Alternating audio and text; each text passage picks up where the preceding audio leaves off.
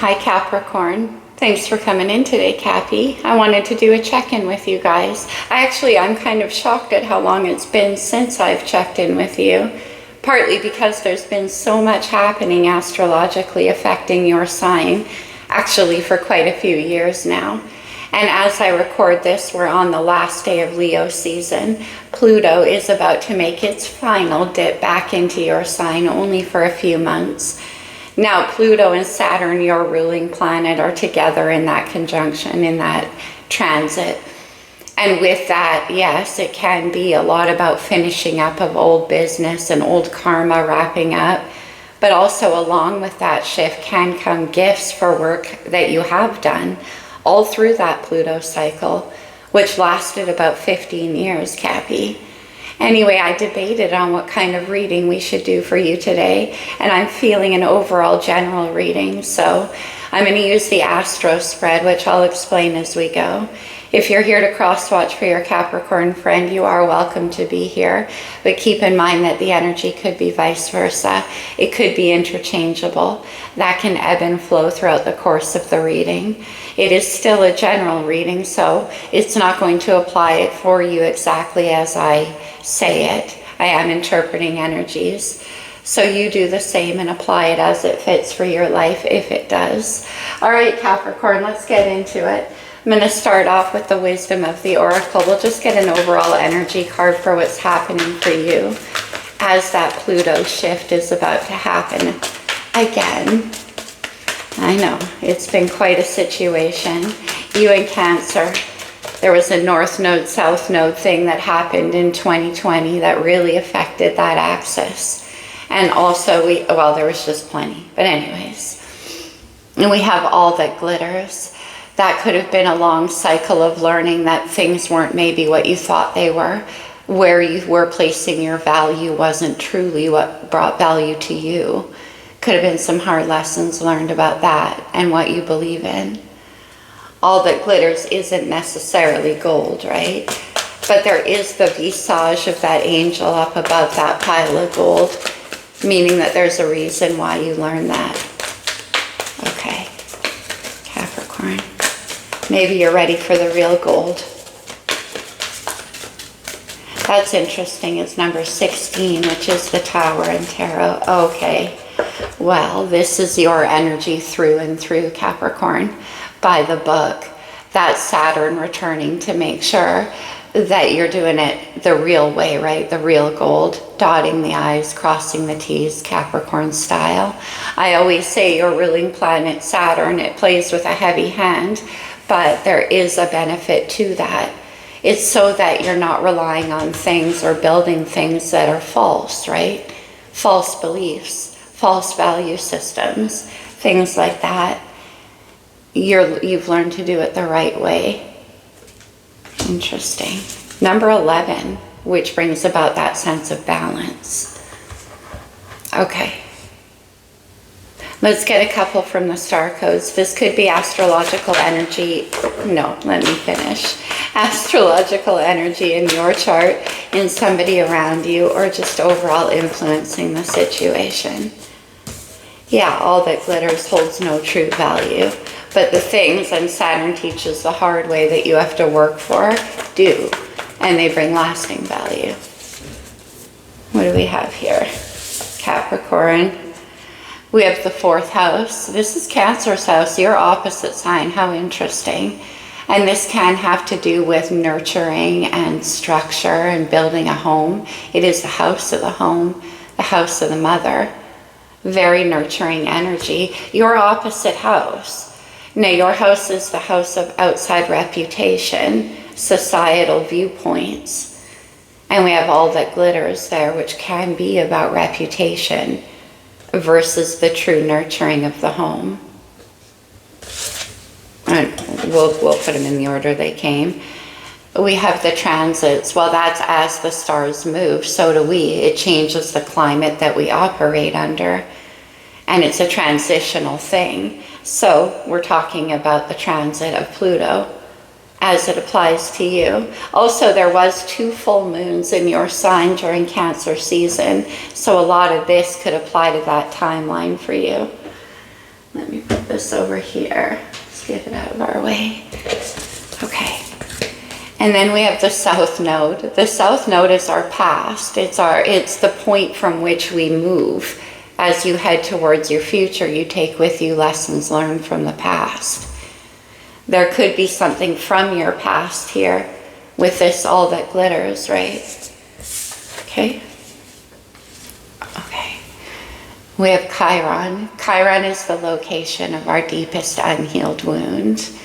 And it is from recovering and understanding the source of that wound that we can then bring healing to others. It's the role of Chiron. But this wound for you could have to do with the home and finding that sense of home, that sense of stability, your opposite energy of Cancer. And maybe in the past, with all that glitters, you thought that you did, but it was built on something that wasn't true. And so now, with by the book, Saturn and yourself, you're like, I'm going to do it based on true gold. Yeah. We have the Imam Kolai. Look at those deep roots. So yeah, this can have to do with your past and the roots, where you came from and what you learned from that, but also about laying down roots, because we have the 4th house. That's the house of being home, settled. And it brings healing energy with Chiron too. Some of you could have Chiron in the 4th house. See that key shape up on top of the card? Maybe you can't see. Looks like a skeleton key. That's what it looks like in your chart. All right, let's get into the reading. I'm going to use the Good Tarot. We're going to start off up here with the Sun, which is your main area of focus. Capricorn, consider it like the corona of energy that's affecting everything underneath. It's where your focus is. It's what you want to achieve, what people see. Temperance, patience. Temperance is about a rebalancing. It is about a careful integration of energy, but it is also about being patient with yourself. And with that, by the book, again, it's like understanding that to have the perfect mix, it takes the perfect alchemy. And that's about time and patience. Okay. Let's take a look down at the moon, Cancer's ruler. The moon is about what's hidden, what we don't see. It can be our emotions, our fears. The Hierophant, Taurus is major. By the book, the Hierophant's about commitment, but it is also about our own belief systems, where our values are. And this is about committing yourself to your world, your life, and what you want to create in a very real way. Now that you know from all that glitters what doesn't work, now you know what does and what you want to choose. So there's commitment there in your heart. You're ready to take that step. We have 2 5s because patience is number 14. That's number 5 reduced. The Hierophant's number 5. Okay. Let me see Mercury. That's about communications and workplace interactions, friends. Communications. The Queen of Swords. Queen of Swords is Aquarius, Libra, and Gemini energy. This is very honest, straightforward communication. The Queen of Swords is wise, having seen and done a lot. We'll see who this is. This could be somebody around you. It could be you wanting to speak your truth. I love this Queen of Swords. See how she has the owl on her shoulder? She has 360-degree awareness. Very, very smart. Having learned, and we have that all that glitters, you know. Let's take a look at Venus, which obviously is about love and what we love. Can be about our finances too, though. Venus rules money. Very few people remember that. And then we have the World, the final card in the major arcana. All of the fixed energies. The World is the completion of a cycle and a new one about to unroll. It's the beginning of the end and the end of the beginning. But with this understanding here, something came to a close. It could be that Pluto cycle wherein this lesson was being learned. And now the wisdom with the Queen of Swords. Now you know what you want. For real. But the world can also imply that there could be travel coming up. Let's take a look at Mars. That's our outward energy. It's our sexual energy, our ambition, our drive. Wow. The 10 of Fire. That's very potent. In Mars, you're ready to drop a burden. The cycle has ended. This has been a long and difficult path here. And with Mars, you're like, I don't think I can keep carrying whatever this load is. But it is completion energy, and we have patience there. Almost there, Capricorn. Saturn and Pluto are at work for another September 1st to January. That's it. And then the cycle is complete. Let me see Jupiter, that's Sag's ruler, and it's about what's expanding in your life and where your luck is. Okay. We have the High Priestess and the 5 of Cups. The High Priestess is Pisces major, and it is about our intuition and the unseen. For some reason, it's taking me down to the moon, where the Hierophant, that commitment energy is. But we have the 5 of Cups. That can be about remorse and sadness from the past, the South Node. So I'm wondering why that's in Jupiter for you. Interesting. We're going to have to clarify, because the High Priestess is intuition and silence. And there's something sad here. Let me take a look at Saturn. Of course, your ruler. There's like a longing. There's a silent longing here. I'm not sure what for. Saturn is your ruler. It is about lessons that we learn. It's also about what holds us back, where our constrictions are. The 4 of Pentacles, Earth energy. 4 of Pentacles is about stability and like sort of holding steady. So there's no movement, patience. Okay. Sometimes the 4 of Pentacles can be a very self-protective energy as well, like a stubbornness or a fear of moving. Okay. Let's clarify.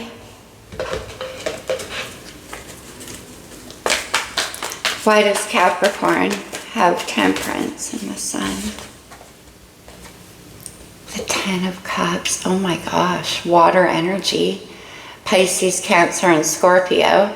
The 10 of Cups is all about creative, emotional fulfillment. It's the ethereal as opposed to the 3D, right? It's all the energy we can't see. Whatever fills those cups for you, it's self-defined. Happiness, family, commitment, the Hierophant. And like I said, if you want the whole picture, if you want everything, there is a careful alchemy. And you know that with Temperance here. Let me see the 10 of Cups. But that's also about a rebalancing. Let me see the 10 of Cups. 10 of Wands to the 10 of Cups. Quite a difference.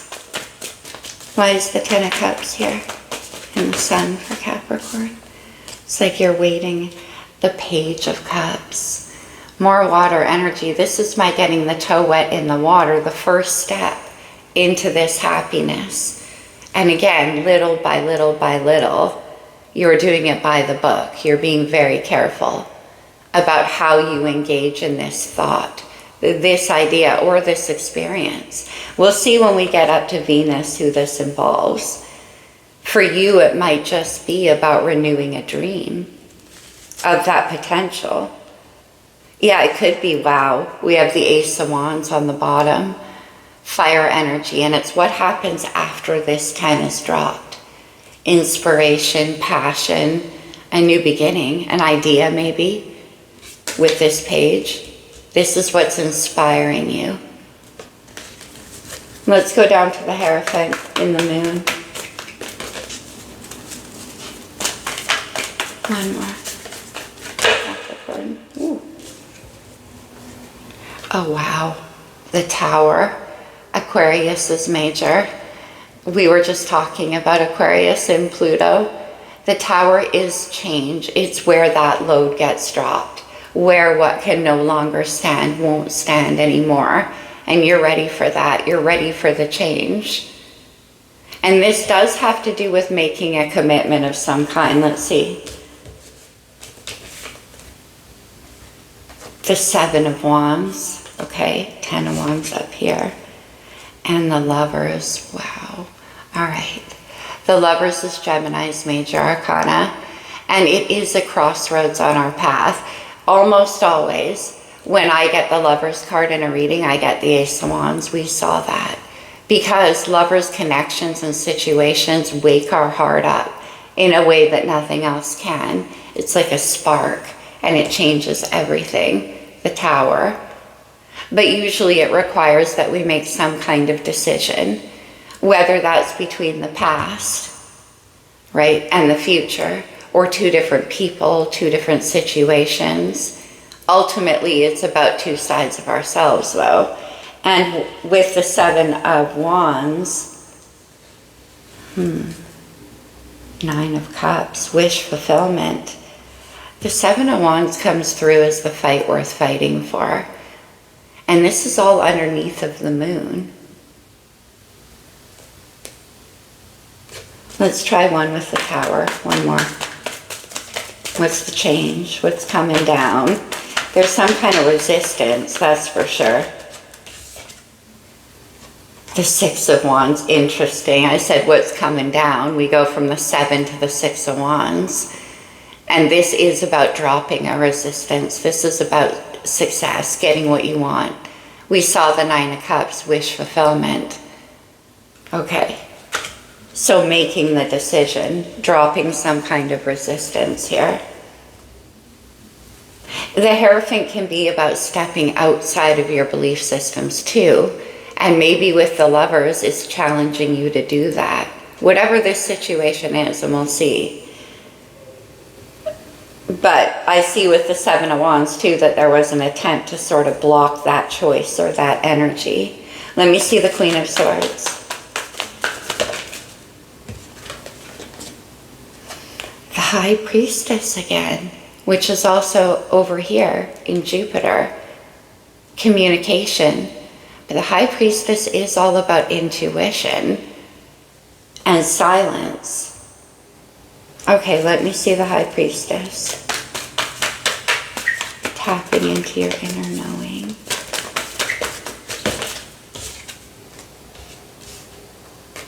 And the Three of Wands, more fire energy. Interesting, because 7 of Wands and 3 of Wands is 10 of Wands. Now, the Three of Wands is my wish casting card. It's the path that's unrolling before you. What comes next? Your dream, your vision. And you're not communicating to somebody about this with the High Priestess. You're keeping it to yourself. Or something's being kept from you temporarily here. It has to do with where you're going. Because we have the World here. What comes next? Let me see the Three of Wands. But the Queen of Swords is a truth teller. Okay. Interesting. Oh, wow. Okay.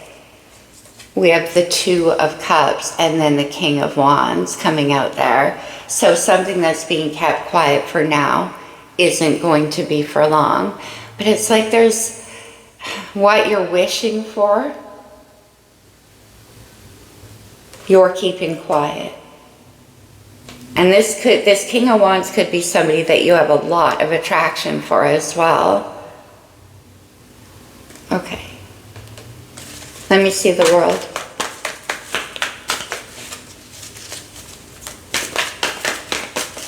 Yeah, I'm not surprised. The King of Wands, the Ace of Wands, the Lovers, very passionate energy that you tried to keep at bay, but then you're not. The World. The Seven of Cups and the Two of Wands. Okay. The Seven of Cups is about dreaminess. It can be about all that glitters, right? Being unsure if there's anything real here, or is it just kind of fantasy? And with the World, though, it shows the closing out of that cycle, the Two of Wands. What comes next? Two of Wands to the Three of Wands. You're dreaming up. You're having like a vision of what you want, and it's this Ten of Cups. Let me see. You're dreaming about where you're going to go. The Ten of Wands. And that's in Mars. I'm not sure why you've been holding this back. We'll see when we get to the Four of Pentacles.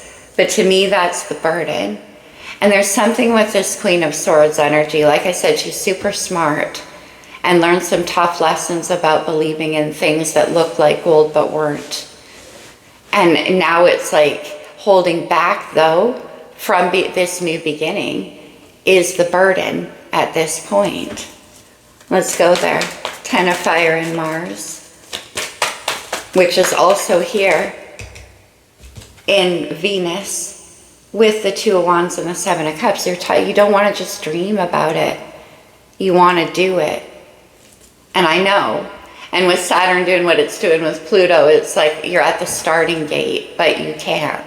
Not yet. The Ten of Fire. The Five of Pentacles. Five of Cups. Five of Pentacles. Okay, one more. Five of Pentacles can be feeling a sense of energetic lack. It's halfway to where you want to go. And oh, interesting. The Knight of Cups, water energy. And then I see that Ace of Wands making a return. The beginning. I want one more with the Knight of Cups. But see, Fool's Gold again is what that, oh, interesting. Okay. The Ten of Pentacles. And I said with that Five of Pentacles that it's only halfway to the 10. And the Ten of Pentacles involves all of the tens require somebody else being in the picture. For you, it's this King of Wands. Now, I feel that you're afraid a little bit of something in this situation with the Fool's Gold. Or I see, you're keeping it at bay because you want to, is it fair to say put it under some kind of microscope test? Make sure that it's going about in a right way, that everything is developing in a solid, true way. And with the Knight of Cups and Ten of Pentacles, you're like, I don't want this to just be an offer that proves to be half of what I thought it was, or the Fool's Gold kind of thing. Let's see the Five of Cups with the High Priestess, because the High Priestess is what's sitting over here in Mercury. Okay. It's like you're afraid to have this vision or this dream that it's possible. Because again, Five of Cups is only half of 10. And that's why you're keeping it small. Five of Cups. The Wheel. Interesting. Sag energy. The Wheel is about things changing. It's about timing and destiny. We have the Tower right here. And the Wheel is sitting there waiting to unroll in Jupiter. But again, Cappy, I feel like you're holding it back on purpose. Well, on purpose, energetically, whatever the case is, because you want to make sure that it's not, you know, what I said. Now, the Wheel working in conjunction with the Tower, something's changing. Like I said, the Tower comes in when we can't drop it, the burden ourselves, when we refuse to let go. The Wheel is my let go or be dragged card. And it's sort of like this adherence or this expectation of disappointment is what is holding up your destiny here. Okay, let me see the Wheel. Because this silent expectation of disappointment. Judgment, unbelievable. More Sagittarius energy and Scorpio. But judgment can be about making a decision to leave the past in the past. It can be about rising up from those shadows of doubt, like I talked about, from what came before. Lots of major arcana here. Let me see the Four of Earth and Saturn. Let me see the Four of Earth and Saturn. The Four of Wands and the Queen of Cups. Four of Wands and Four of Earth. That is about stability. It can be about the home. And like I said, holding it stable, steady. I wonder who this Queen of Cups is. That's Cancer energy, your opposite sign. Now we have the Queen of Swords over here. This can be about protecting yourself emotionally. For sure, holding it back. Let me see the Queen of Cups and the Four of Wands. Holding on. I mean, Three of Wands is the wish caster. You have that over here. And the Four of Wands over here. Who's the Queen of Cups? Pisces, Cancer, Scorpio. Gender is not important. Why is Queen of Cups here? The Page of Pentacles. A message. A new beginning. And the World. One more.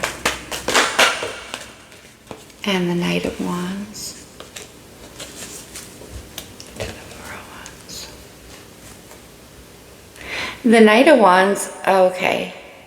Wait, one more. The Knight of Wands is about enthusiasm and optimism and joy. The Seven of Swords. Okay, I see. It's down in Saturn with the Queen of Cups. Okay, again, you are maybe in the past with Fool's Gold, people have said things to you that led you to believe it was going to turn into a certain situation, or you believe with the Seven of Swords, that can also be about you telling yourself things that aren't true, misleading yourself. And there is this fear, Capricorn, of believing in the possibility of happiness and the everything again because of that. And I can totally see that, Cappy. But what this is saying too, though, is, again, we're just wrapping up old wounds from the past. With double High Priestess energy, it's like in your psyche. It lingers there. Let's get one more on the Page of Cups. Just one. We can't go. I'm going to draw oracles too. So we'll get more. Let me see the Page of Cups.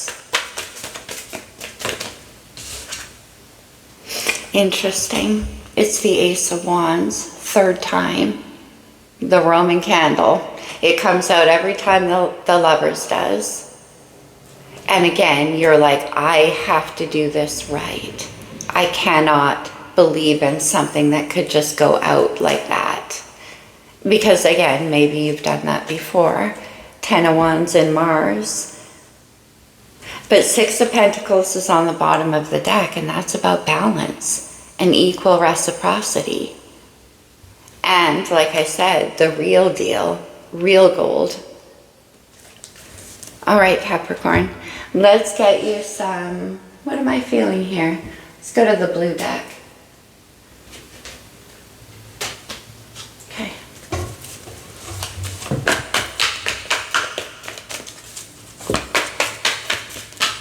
For Capricorn.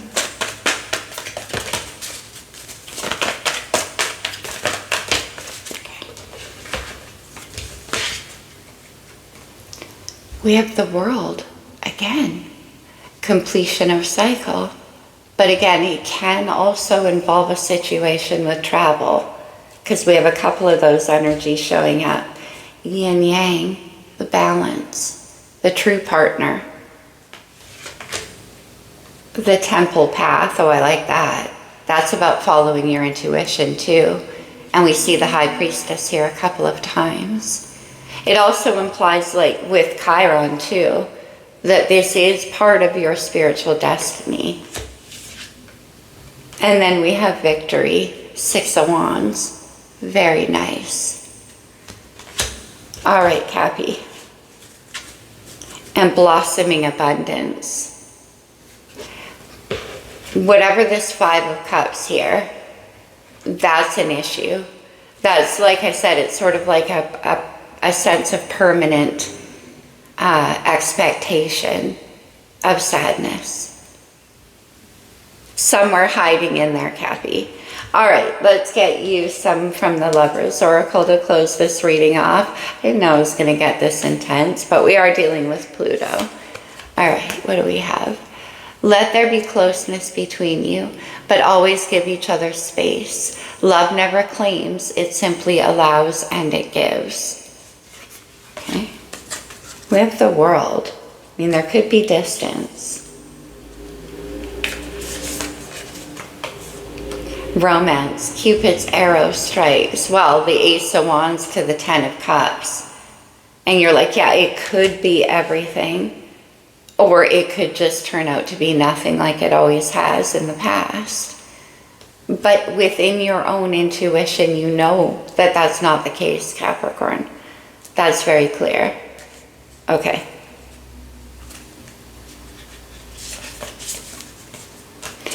Yeah, nurture the bonds of friendship within your relationship and your love life will dramatically improve.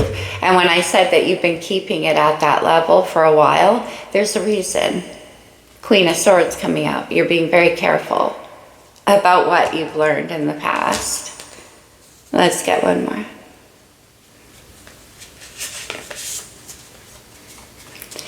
Deep in your heart, you already know the answer. Do what feels right.